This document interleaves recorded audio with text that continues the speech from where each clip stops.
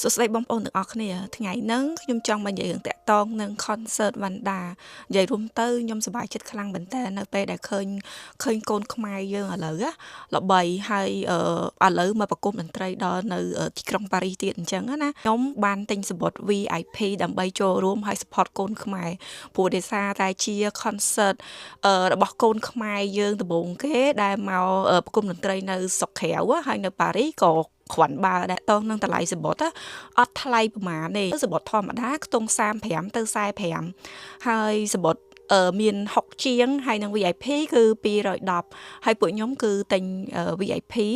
ហើយខ្ញុំរំភើបខ្លាំងមែនតើហ្មងណាដោយសារតែគ្រួសារខ្ញុំគាត់ទិញតាក់តងនឹងសំបុត្រហ្នឹងខ្ញុំឮនិយាយថាចិត្តអស់ហើយមានគេទិញច្រើនមែនតើរហូតទៅដល់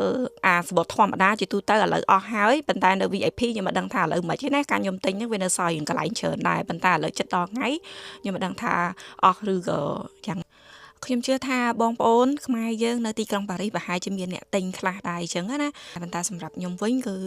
ខ្ញុំឃើញខ្មែរគាត់ធ្វើ first concert ដំបូងនៅប៉ារីសអញ្ចឹងគឺខ្ញុំត្រូវទៅទិញខ្ញុំទិញ support ខ្មែរនិយាយរួមទៅខ្មែរជួយខ្មែរ